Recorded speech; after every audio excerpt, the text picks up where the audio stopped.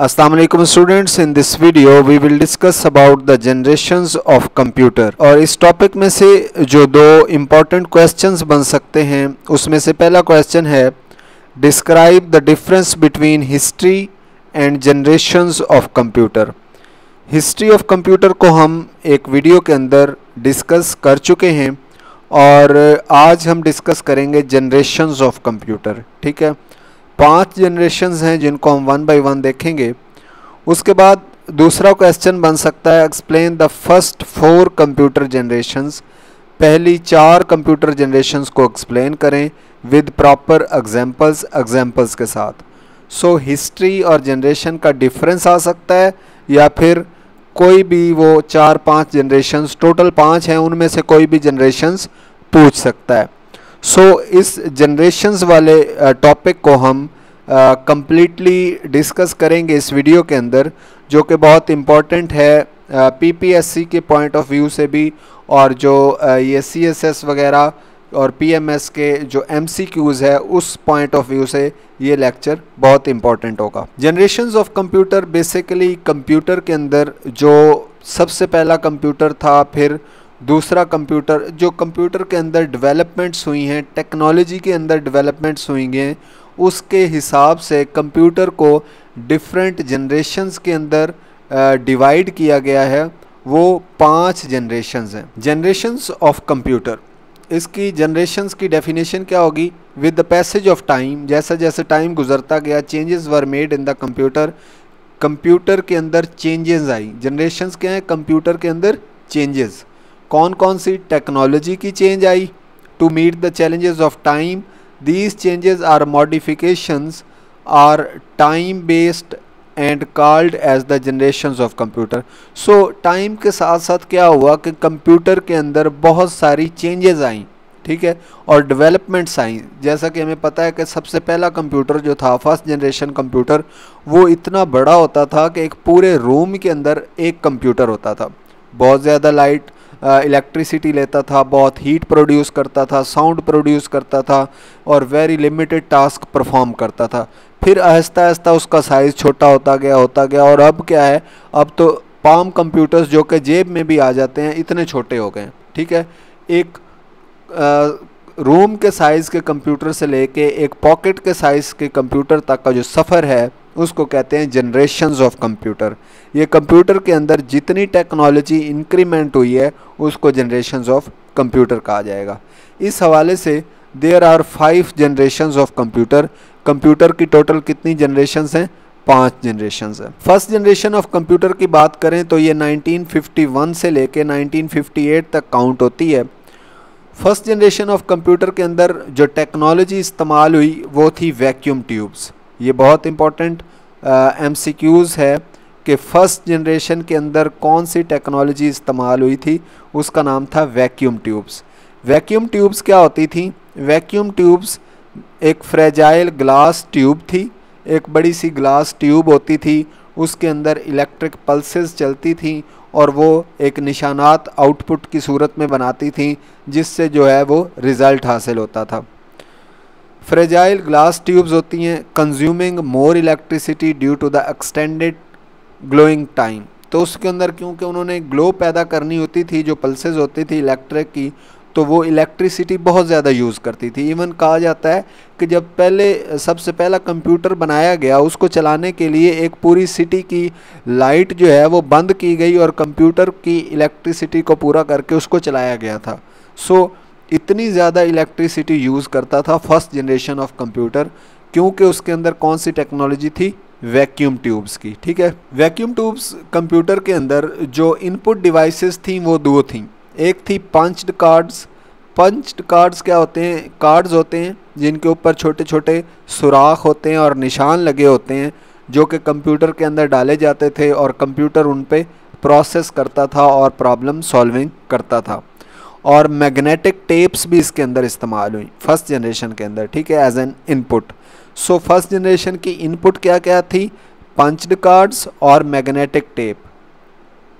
Magnetic tapes क्या होती हैं? मैग्नेटिक टेप्स जो जिस तरह ये हमारे पास रील्स होती थी, या अब इसकी लेटेस्ट फॉर्म डिस्क आ गई है, लेकिन उससे पहले एक रील्स होती थी मैग्नेटिक, उनके ऊपर कोटिंग हुई होती थी ठीक है, वो उसके अंदर डाली जाती थी और वो घूमती थी और उसके घूमने से वहाँ उसके ऊपर से कंप्यूटर जो है वो रीड करता था इंफॉर्मेशन को और उससे फिर वो प्रोसेसिंग करता था। Magnetic tapes allowed access to large data but proceeded it sequentially, मतलब सीक्वेंस में स्टेप बाय स्टेप उसको लार्ज डाटे को वो क्या करता था, प्रोसेस करता था, जिसको क्या कहते हैं। अच्छा, बैच प्रोसेसिंग टेक्निक इस्तेमाल हुई फर्स्ट जनरेशन ऑफ कंप्यूटर के अंदर, बैच प्रोसेसिंग टेक्निक इस्तेमाल हुई। ये भी एमसीक्यूज आ सकता है कि बैच प्रोसेसिंग टेक्निक कौन सी जनरेशन में इस्तेमाल हुई, पहली जनरेशन में। पहली जनरेशन में वैक्यूम ट्यूब्स इस्तेमाल हुई, पहली जनरेशन के अंदर पंच्ड कार्ड्स इस्तेमाल हुए, मैग्नेटिक टेप इस्तेमाल हुई, पहली जनरेशन के अंदर ही बैच या फिर बंडल प्रोसेसिंग टेक्निक। इसका मतलब ये होता है कि बहुत सारे टास्क जो हैं वो बंडल की सूरत में या बैच कहते हैं ग्रुप की सूरत में वो कंप्यूटर के अंदर वर्क करते हैं और जिससे वो इकट्ठे ही टास्क का एक इकट्ठा ही नतीजा निकाल देता है, आउटपुट देता है। इसको कहते हैं बैच प्रोसेसिंग, ग्रुप प्रोसेसिंग, ठीक है। उसके बाद इसके अंदर प्रोग्रामिंग लैंग्वेज कौन सी थी? प्रोग्रामिंग लैंग्वेज जो इसके अंदर यूज़ हुई वो मशीन लैंग्वेज थी, बाइनरी इंस्ट्रक्शंस थी जो कि ज़ीरोज़ और 1 की सूरत में होती हैं, binary instruction. So this is also an important question कि बाइनरी इंस्ट्रक्शंस किस फॉर्म में होती हैं, 0 और 1 की फॉर्म में, ठीक है। और पहली जनरेशन के अंदर मशीन लैंग्वेज जो इस्तेमाल हुई वो बाइनरी थी, ठीक है।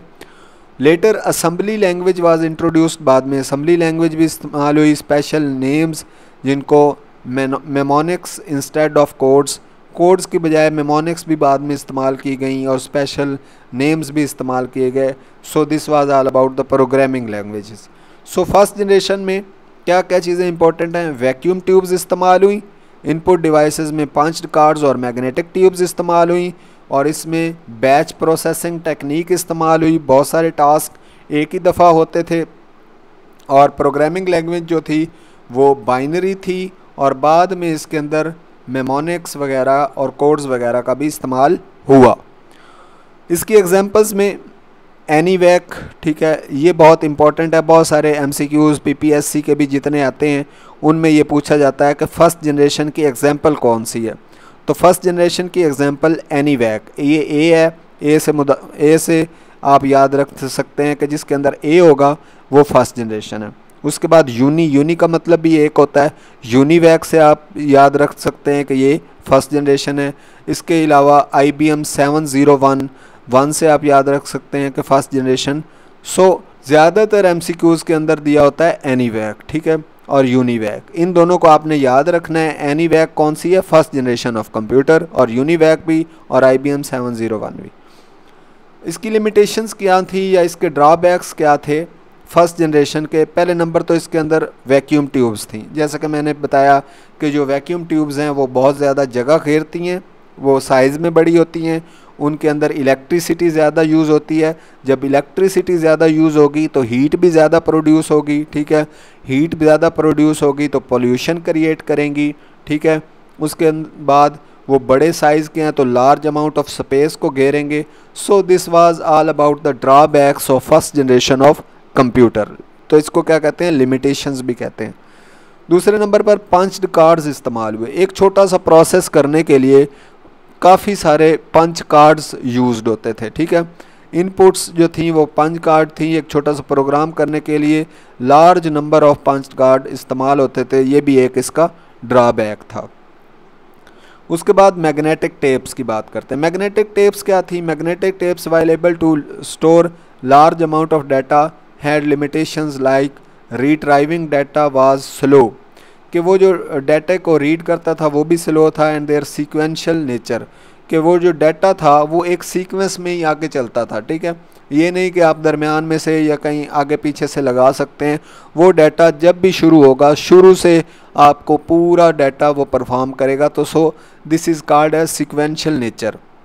ये लिमिटेशंस थी पहली जनरेशन की। उसके बाद चलते हैं सेकंड जनरेशन ऑफ कंप्यूटर, जो कि 1959 से लेके 1964 तक है। इसके अंदर क्या यूज़ हुआ? ट्रांजिस्टर्स। पहली जनरेशन के अंदर वैक्यूम ट्यूब्स, दूसरी जनरेशन के अंदर ट्रांजिस्टर्स इस्तेमाल हुए। Transistors replaced vacuum tubes. Vacuum tubes की जगह किसने ले ली? ट्रांजिस्टर्स ने। इनका फ़ायदा क्या हुआ, किसका, सेकंड जनरेशन का ये ट्रांजिस्टर के एडवांटेजेस क्या थे, ग्रेटर रिलायबिलिटी, वैक्यूम ट्यूब से ज़्यादा रिलायबल थे, ये ज़्यादा अच्छी परफॉर्मेंस दे रहे थे, हायर कंप्यूटेशनल स्पीड, बहुत ज़्यादा स्पीड से वो जो क्या है काम कर रहे थे, प्रॉब्लम सॉल्विंग कर रहे थे। इसके अंदर हीट ज़्यादा नहीं यूज़ होती थी, हीट ज़्यादा प्रोड्यूस नहीं होती थी और टाइम जो है वो बहुत कम लेते थे, ठीक है, और इलेक्ट्रिसिटी भी ये कम यूज़ करते थे, रेड्यूस्ड इलेक्ट्रिसिटी कंजप्शन, ठीक है। ये इसके एग्जाम्पल एडवांटेजेस थे सेकंड जनरेशन के। इसके अंदर इनपुट और आउटपुट डिवाइसेस कौन सी थी, सेकंड जनरेशन में अगेन पंच्ड कार्ड इस्तेमाल हुए और दूसरे नंबर पर मैग्नेटिक टेप्स इस्तेमाल हुई। कंप्यूटर प्रोग्राम्स और इंस्ट्रक्शंस के लिए पंच्ड कार्ड इस्तेमाल होते थे और आउटपुट और इनपुट के लिए मैग्नेटिक टेप्स का भी इस्तेमाल होता था। सो फर्स्ट जनरेशन और सेकंड जनरेशन की इनपुट क्या है, सेम है। हायर लेवल लैंग्वेज इसके अंदर इस्तेमाल हुई, पहले से ज़्यादा higher, like Fortran, COBOL, BASIC, ये वाली तमाम लैंग्वेजेस इसके अंदर इस्तेमाल हुई सेकंड जनरेशन के अंदर। These language closely resemble English, making programming more accessible, कि आप प्रोग्रामिंग इजीली कर सकते थे क्योंकि ये इंग्लिश से मिलती जुलती थी, फोर्ट्रॉन और कोबाल और बेसिक वगैरह। इसकी एग्जांपल्स में IBM 401, IBM का जो पहला आया था वो सेकंड जनरेशन में आया था, ठीक है। उसके बाद CDC इसके अंदर आता है 6104, CDC 1604, ये इसकी दो एग्जांपल हैं जो आपने याद रखनी है। उसके बाद सेकंड जनरेशन्स के फ़ायदे कौन से हैं, ये ऑलरेडी हम देख चुके हैं। रिलायबिलिटी, रिलायबल थे, बहुत अच्छी परफॉर्मेंस थी, ट्रांजिस्टर्स थे जो कि मोर रिलायबल थे और इनका प्रोसेस तेज़ था, इलेक्ट्रिसिटी कम लेते थे, ठीक है, परफॉर्मेंस ज़्यादा देते थे। उसके बाद कंप्यूटेशनल स्पीड ज़्यादा थी, ठीक है, इनके अंदर हीट कम प्रोड्यूस होती थी क्योंकि इलेक्ट्रिसिटी कम यूज़ करते थे, ठीक है। उसके बाद चलते हैं third generation of computer. Third generation of computer 1965 से लेके 1970 तक है। ड्यूरिंग दिस इरा, इस दौर के दौरान इंटीग्रेटेड सर्किट्स वर यूज्ड। पहले के अंदर वैक्यूम ट्यूब्स, दूसरे के अंदर कौन सी टेक्नोलॉजी इस्तेमाल हुई, दूसरे के अंदर टेक्नोलॉजी इस्तेमाल हुई ट्रांजिस्टर्स की, और तीसरे के अंदर इस्तेमाल हो रही है इंटीग्रेटेड सर्किट्स। इंटीग्रेटेड सर्किट क्या होती है, एक चिप होती है सिलिकॉन की जिसके ऊपर बहुत सारे ट्रांजिस्टर्स लगे होते हैं छोटे छोटे, ठीक है। सो इंटीग्रेटेड सर्किट इस्तेमाल होता है थर्ड जनरेशन में। पहली में वैक्यूम ट्यूब्स, दूसरी में ट्रांजिस्टर्स, तीसरी में ICs जिसको इंटीग्रेटेड सर्किट्स कहते हैं। अब क्योंकि एक इंटीग्रेटेड सर्किट पे बहुत सारे ट्रांजिस्टर्स होंगे तो इसकी स्पीड भी क्या होगी, बहुत तेज़ होगी, और क्योंकि ये बहुत छोटी सी चिप है तो ये इलेक्ट्रिसिटी भी थोड़ी कंज्यूम करेगी और हीट भी थोड़ी प्रोड्यूस करेगी। ICs were composed of thousands of transistors fabricated on a silicon chip। Silicon chip के ऊपर बहुत सारे thousands of ट्रांजिस्टर्स लगे होते थे। These ICs were smaller in size, boosted better performance compared to the individual transistor। एक transistor से ज़्यादा अच्छी परफॉर्मेंस होगी, जैसा कि मैंने बता दिया कि क्योंकि IC के ऊपर बहुत सारे ट्रांजिस्टर हैं तो इसकी परफॉर्मेंस ऑटोमेटिकली ज़्यादा हो जाएगी। इनपुट एंड आउटपुट डिवाइसेस, इसकी अब इनपुट आउटपुट डिवाइसेस चेंज हो गई हैं। इधर क्या है, कीबोर्ड्स हैं और मॉनिटर्स हैं। इनपुट और आउटपुट डिवाइसेस थर्ड जनरेशन के अंदर कौन सी हैं, कीबोर्ड्स और monitors. The high level programming language like pascal, इसके अंदर कौन सी प्रोग्रामिंग लैंग्वेज यूज़ हुई, पास्कल यूज़ हुई, गेन्ड प्रोमिनेंस। इसकी एग्जांपल में IBM सिस्टम 360 कौन सा है, थर्ड जनरेशन। उसके बाद हनीवेल 6000 सीरीज़, ये भी थर्ड जनरेशन की एग्जाम्पल है। थर्ड जनरेशन में क्या फ़ायदे, वही चीज़, reliability, ICs were more reliable than the transistors, cost effective, silicon chips छोटी सी होती हैं और इसके अंदर खर्चा भी कम होता है, एक्सपेंसेस कम होते हैं। सो इसके अंदर क्या हुआ कि कॉस्ट कम यूज़ हुई, सो कंप्यूटर भी सस्ते हुए, their small size and they also consumed less electricity, जो कि मैं पहले भी आपको बता चुका हूँ। उसके बाद चलते हैं फोर्थ जनरेशन। चौथी जनरेशन 1980 से लेके 1990 तक जाती है। This generation was based on 2 की टेक्नोलॉजीज़। इसके अंदर 2 की टेक्नोलॉजीज़ आती हैं जो हमने आईसीज बनाई थी वो क्या हुई, लार्ज स्केल इंटीग्रेशन उन पे कर दी जाए या वेरी लार्ज स्केल इंटीग्रेशन कर दी जाए। फोर्थ जनरेशन के अंदर दो टेक्नोलॉजी को इस्तेमाल किया गया, LSI और VLSI। LSI large scale integration और VLSI very large scale integration, ठीक है। फिर इसके बाद एक और भी आई थी VVLSI, very very large scale integration.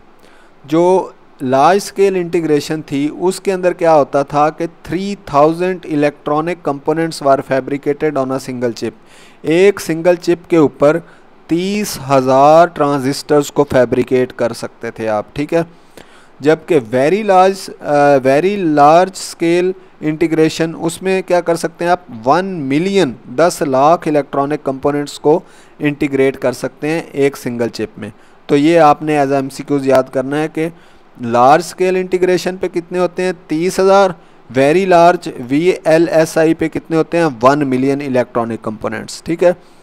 और यहाँ पे भी इनपुट और आउटपुट डिवाइसेस थर्ड जनरेशन के बाद कौन सी इस्तेमाल होती हैं, कीबोर्ड्स और मॉनिटर्स। थर्ड जनरेशन से पहले क्या इस्तेमाल होता था, पंच कार्ड्स और मैग्नेटिक टेप्स।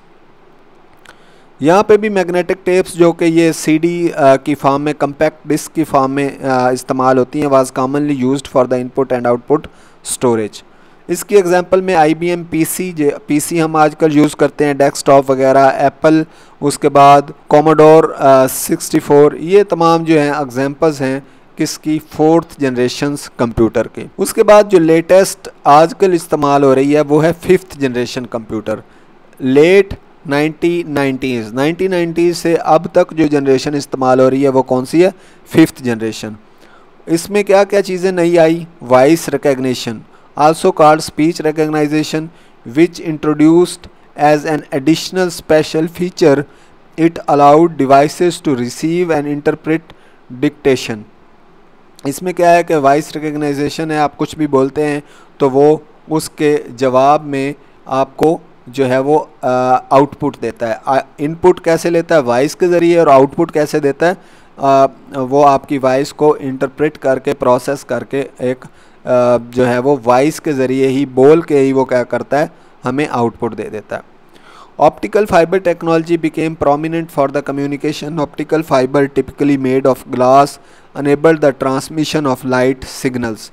फिफ्थ जनरेशन में क्या हुआ कि ऑप्टिकल टेक्नोलॉजी आ गई जो कि बहुत फास्ट है और यहाँ पे ट्रांसमिशन ऑफ सिग्नल इजीली हो सकते हैं। इसके बाद एक बहुत इंपॉर्टेंट बात है कि फिफ्थ जनरेशन के अंदर टेक्नोलॉजी कौन सी इस्तेमाल हुई, जैसा कि हमने पढ़ा, पहली टेक्नोलॉजी कौन सी थी, वैक्यूम ट्यूब्स। दूसरी टेक्नोलॉजी कौन सी थी, ट्रांजिस्टर्स। तीसरी टेक्नोलॉजी कौन सी थी, आईसीज जो कि इंटीग्रेटेड सर्किट्स थे। फोर्थ टेक्नोलॉजी कौन सी थी, लार्ज स्केल इंटीग्रेशन। और अब फिफ्थ टेक्नोलॉजी कौन सी है, एआई, आर्टिफिशियल इंटेलिजेंस। ये भी एमसीक्यूज पॉइंट ऑफ व्यू से बहुत इंपॉर्टेंट है। एआई क्या है, फिफ्थ जनरेशन की टेक्नोलॉजी है। Was also introduced during this era. AI system begins to exhibit human like thinking and reasoning abilities. इस पे आप कोई भी एआई को क्वेश्चन देते हैं वो हमें सॉल्व करके दे देती है। एग्जांपल्स में लैपटॉप्स हैं, क्रोम बुक्स हैं, अल्ट्रा बुक्स जो आजकल हम यूज़ करते हैं, सुपर कंप्यूटर्स, ये तमाम जो आजकल के कंप्यूटर्स हैं ये एग्जांपल्स हैं फिफ्थ जनरेशन कंप्यूटर की। सो this was all about the generations of computer. I hope कि आपको ये लेक्चर अच्छा लगा होगा। अगर आपको ये लेक्चर अच्छा लगा तो हमारे यूट्यूब चैनल को सब्सक्राइब और वीडियो को लाइक कर दें। Thank you very much.